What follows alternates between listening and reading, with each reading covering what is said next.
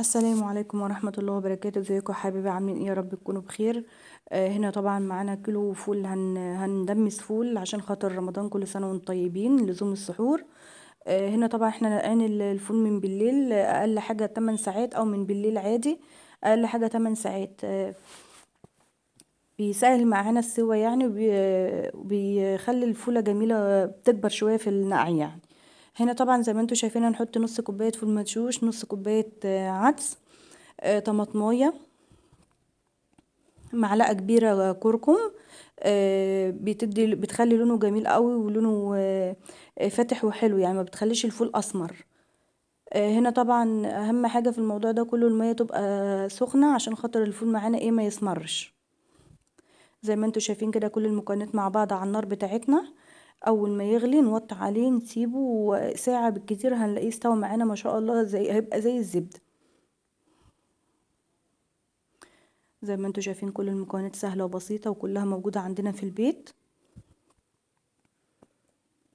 والأيام دي الفل يعني في متناول الجميع يعني، الحمد لله، فضل ونعمة. زي ما انتوا شايفين كده نبدأ بس يغلي غلوة ونوطي عليه شمعة، هياخد ويدي مع نفسه، وفي الآخر هنلاقي الفول بتاعنا مستوي جميل جدا ومهري زي الزبدة. آه هنا طبعا هو شكل الفول بتاعنا بعد ما استوى ما شاء الله عليه. هتشوفوا شكله دلوقتي.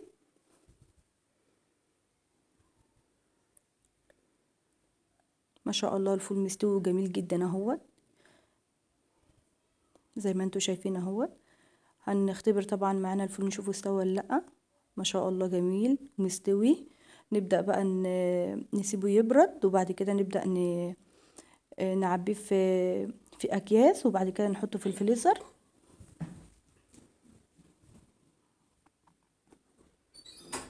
هو عامل ما شاء الله معايا كمية حلوة يعني.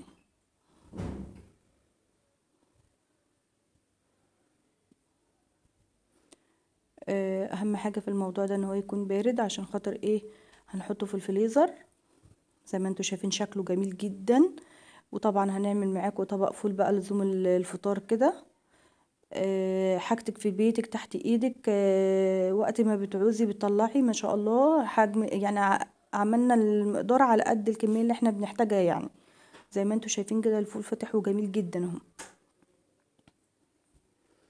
يا ريت يا جماعة لو وصلتوا لحد هنا لايك واشتراك للقناة وتفعيل الجرس ليوصل لكم كل جديد مني. بألف هنا اللي أكل منه. يا ريت تجربوا طريقة الفول دوت، طريقة سهلة وبسيطة. زي ما انتوا شايفين كده بنعبي كل الأكياس بتاعتنا برطمان كده، ونحط فيه الكيس عشان خاطر ما يبهدلش الدنيا. نبدأ نعبي في الأكياس بتاعتنا ونحطها في الفريزر.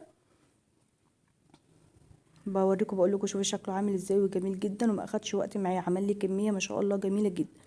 هنا ده الطبق اللي احنا هنعمله بقى لزوم الفطار. ويا ريت لو الفيديو عجبكم اشوفكم في الفيديو الجاي ان شاء الله. لايك واشتراك للقناه. مع السلامه.